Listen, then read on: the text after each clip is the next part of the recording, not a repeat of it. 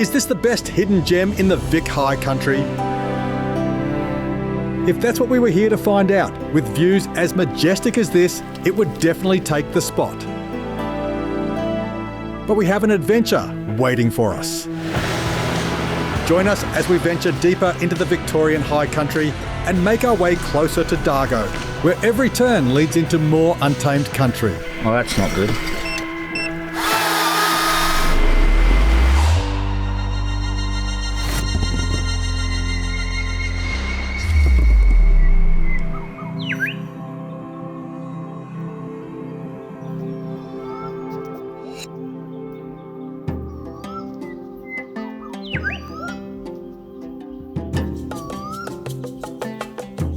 Day 2 on the trip, wake up at around 6:30, 7 o'clock in the morning, and as I opened the rooftop tent, it was magical. It seriously felt like we were on a different continent. Having a little peek out of the swag, here I am expecting the blue sky, the glistening river. All I could see was fog. And I thought, oh, this is interesting. As I snuck out and started to see the mist gliding across the water, there was this movement in the mist, the light was constantly changing, and I just thought, this is amazing. So essentially my priority for the day is get a seat, get a coffee and watch. The water was just calm as. Somebody took a dip, pretty courageous. Crazy, not courageous. I wouldn't be doing that. I'm happy to look, happy to look. Was it cold, Paul? I was like, gonna be like, yeah, nah, it's all good. Yeah, no, it's nice. No, it's pretty cool. But it is cold. Yeah, cool. Jumping back in the cars, getting ourselves all packed up after our first night. What an awesome night we had. Good campfire, good laughs, couple of drinks. Perfect start to our trip. So really, really excited for the next few days. Keen to see where we go from here. Everyone packed up their camping gear for the day and set out on the adventure for day 2, up into the Victorian High Country.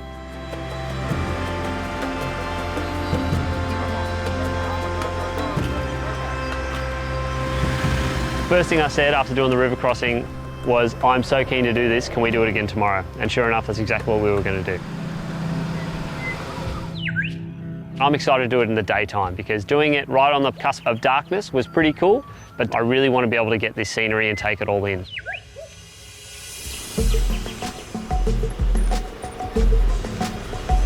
Well, here we are, the second crossing of the Snowy River. Woohoo! Yeah, definitely the highlight so far, Dave. What, not my driving? How epic is this, Sam, in the sunlight? Yeah, mate, nothing like starting the day on another adventure with river crossing as beautiful as this one. Driving through water is just such a cool thing to do. If you haven't done it, it's great fun. Especially it's a really long crossing. There's like rocks and stuff everywhere, and you can't always tell exactly how deep it is. I'm glad I've got somebody to follow, otherwise I'd be going, where the hell am I supposed to be going? One of the best crossings of the Snowy River. It's a long. We were able to go straight through it, back onto the island where the sand was and the rocky terrain. We also saw some kayakers coming down the river as well. It was great to see some of the locals in the area enjoying all of the different things that you can do down in the Snowy River. Imagine setting up camp on that island. I don't know if you can, but it's really cool, you know, an island in the middle of the Snowy River. Islands in the stream, that is what we are. Sorry.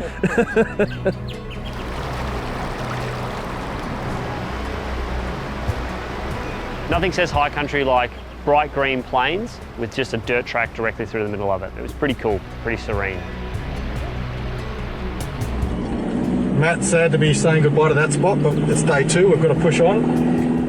I know how you plan your trip, Simon. We always start great and then we finish even better, so looking forward to the next day. I don't know how we're going to top that spot, but I'll do my best. We've got this spectacular bluff here as well. How about we cut across there and get a closer look at it? Seems like a good plan. The bluff is probably one of the most dominant and impressive features. How could we not admire the sculptural nature of it? Bigger than what you think it is, really. It's, what, must be 100 metres tall or something. It's freaking massive. It's big, man. And you just sit there in awe and just wonder where the other side of it is. Found the wombat hole. Me too, watching the rocks and not looking at the wombat holes. There's probably a good 20 to 25 campsites along the area that you could choose from if you didn't feel comfortable enough to go across the river crossings. With plenty of fishing and activities, I could have easily stayed there for an entire week. Then we make our way out. We're pretty low in the valley. We're starting to get more serious up into the real high country.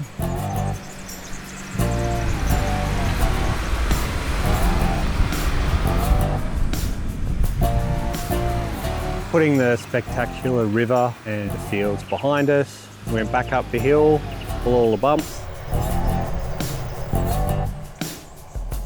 Check out that view to the left. Absolutely stunning.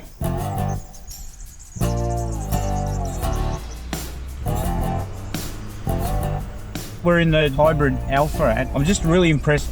The electric motor, when it kicks in, it's absolutely seamless. Like, you hit those really steep bits, and I don't have to put any more throttle on. It just knows it needs more torque and just delivers it and just climbs straight up over it. It's amazing. I'm keen on any track that'll get us out of this dust. Cannot see a thing. Not too bad up the front here, I don't know what you're talking about. Oh, I blame Christian, he's the only car I can see. On the way out, Matt and Sam found a bonus track they want to try. Send it. Rightio. Oh, it's just the bottom of the car just scraping as I'm going through that. Nice and controlled on the way down. Whoa. Just takes control of you. That's why it's so important to make sure you have a little bit of power to the car, but you're staying in control of it as you go through the ruts. That is good fun. Nice and slippery. Nicely done, Sam. Right, Matt, let's go.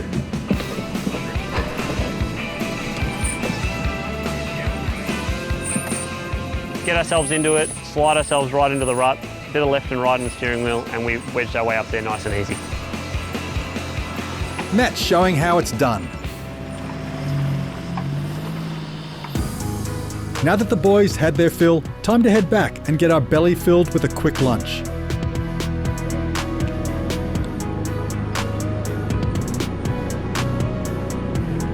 Well guys, we fueled up, had some lunch in Buchan. We're now off-road, heading west across the ranges to Ensay and Tambo crossing. But on the way, I've got a little bit of a surprise for you all. We are looking for Mount Elizabeth and the infamous Mount Elizabeth track. It shouldn't be too hard, but it should be a nice challenge for this afternoon. So let's see if we can make our way across there, get onto Mount Elizabeth track and make the climb to the top. Should be a bit of fun, guys. Looking forward to it. Always your challenges are fun. Bring it on. Copy, David. Damn, that's not good. Over the radio, Simon called up that it got a fault code on the Iveco. It's splashing it around the places it's supposed to. That's always a bit nerve-wracking when you are in the middle of these bush tracks and potentially something catastrophic could be happening to the lead vehicle. Yeah, you certainly got plenty of oil in the dipstick, so that's not a problem. Well, I mean, it's certainly splashing oil around and you're getting vapour and stuff, so... It stinks of oil because I overshot when I poured all down. Yeah, but you still looks like you're getting stuff at the upper cylinder, like at the top up here, so oil is being pumped around. We'll put the Autofix on it and just see if it's coming up with anything, because I'm just wondering whether it's going to be an oil pressure related thing, because your oil level's good. Off. On. On. All right, we're in. So we got any error codes? Particulate matter sensor temperature circuit. That's your DPF. Well, that won't be causing that, but that may be a symptom of something else. I cleared one of them. Still got that one sensor code. We've got plenty of oil. That's a positive. Yeah. All right, fingers clear. Yeah. No, it's not coming up with any particular errors, and all of that other stuff's looking good. When in doubt, drive it. So we're hoping that the flashing red oil can sign is just a service indicator. There is another message on the dash that's saying change oil. So maybe it's time for a service for the vehicle, but we should be good to go. There's plenty of oil in there, the engine's running, so let's keep going. When it comes to cars, nothing's ever 100% permanent and fixed, so we'll just keep an eye on it for the next couple of days, see how it goes. Thankfully enough, we were able to get it all sorted and get back onto the tracks where we were able to turn onto Mount Elizabeth. What a view, Simon, that's unreal. So if you guys glance across to the right, you'll see Mount Elizabeth Jeep Track. That's where we're heading, so down into the valley first. Nothing like being able to see down the track and up the track before you hit it. Yeah, this should be good fun. And here we go. This location would probably be the perfect trip away on a weekend if you're from Melbourne or down in the south area of Victoria. Yeah, the High Country is a very popular destination for Melburnians. Nothing like watching that horizon disappear as you're heading down the mountain. Final descent now, guys, to the Timbarra River crossing. That has me excited.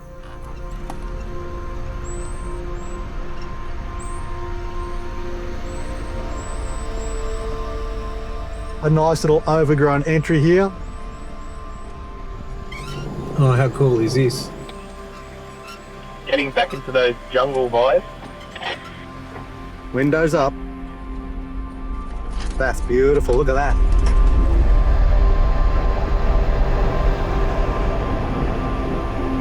Awesome little crossing, guys. Wow, just wow. That's like going into a tunnel. Yeah, it's awesome.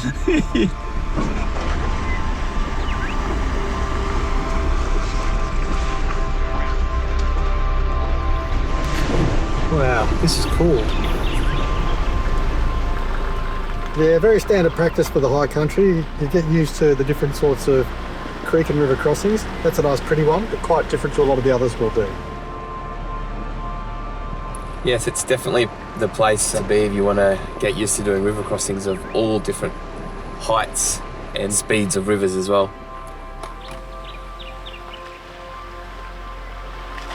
Love getting through a river crossing and then jumping out and having a look and the bottom half of your car is clean. That's always good.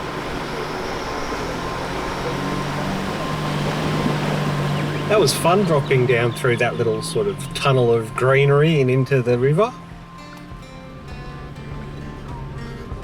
Rule number one when it comes to the High Country is every time you go down, you will go back up again. And we came up to our first probably really big hill climb for the trip.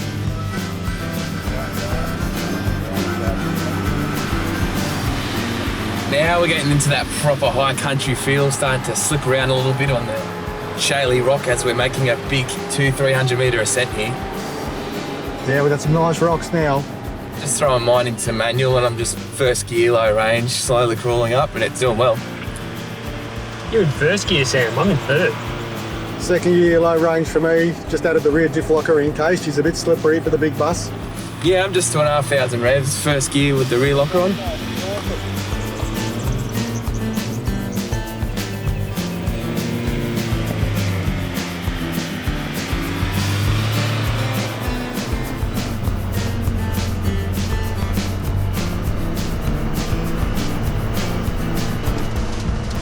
Hey DK, what's it like being the navigator for Colin McRae? Well, he touches everything in this car, like around about 5 buttons per 6 seconds. It's exactly what he's like. EV's the way to go. EV, definitely way to go. Look, I'm not spinning wheels, not doing anything.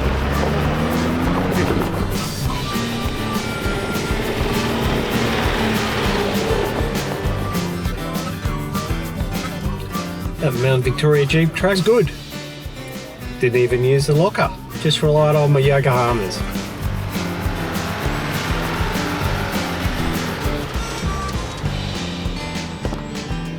No, nothing says High Country like dropping 200 metres in about 5 minutes and then starting a hill climb. Position of responsibility being tail end Charlie, so I appreciate that. I'm sorry you had to eat so much dust. I couldn't see anything, let alone a car in front of me. I think there's a bit more climb to do maybe though.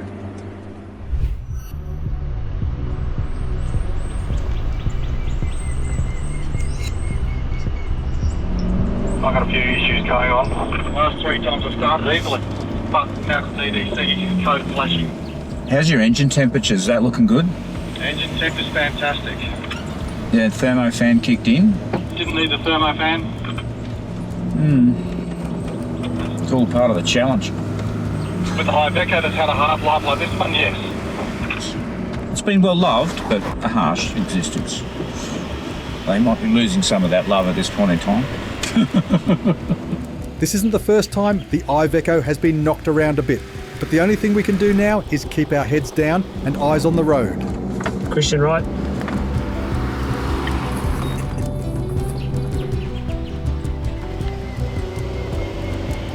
Now that we're sort of in this little bit of a valley between the peaks, the ecosystem's very different. Look, these trees are so close together, like it's a really dense piece of forest just here. We're actually not in the valley, we're at the head of a saddle, now cutting across from one spur to the other spur.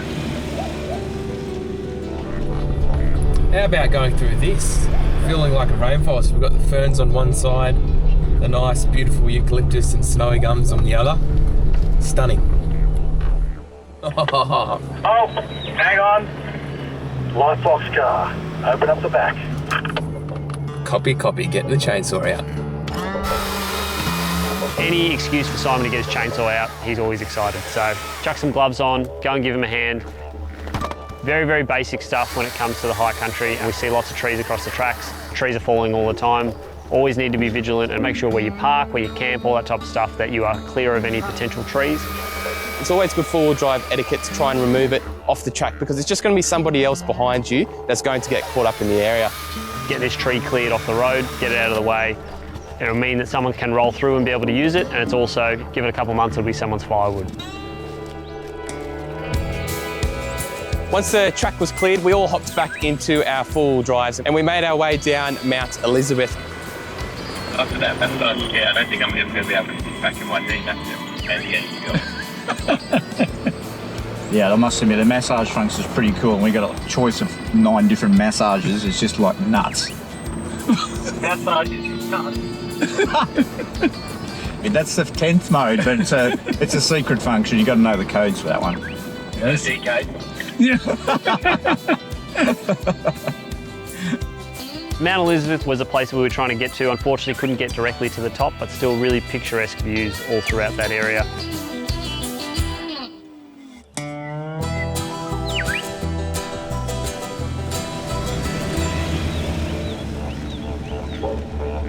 We got to the peak of Mount Elizabeth, or as high as we could actually go. We couldn't get a track to the top. That was completely overgrown. Obviously, since the fires, it's just been let go and it's completely blocked now. It's pretty cool seeing how you can see actual evidence of fires coming through here and then all this fresh green regrowth underneath. It's amazing how the Australian bush just bounces back so quickly. Yeah, nature's amazing, it bounces back, but yeah, there's enough feral invasive species in here, flora and fauna, that make it not so good for the native environment.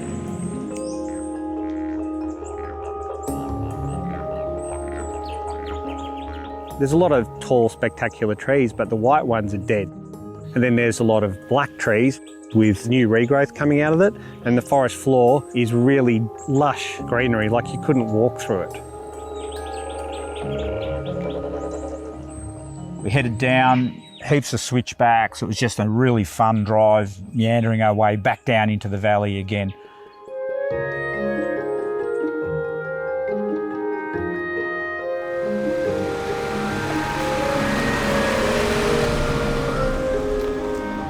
Came out of the forest, crossed the little bridge on the Tambo River, and then we followed the river up to Ensay, which is a town of about 20 people. But for some reason they have a lot of clubs. They have an angling club, a tennis club, a footy club, I think they have a pony club. So I think everyone in town is a president of a club.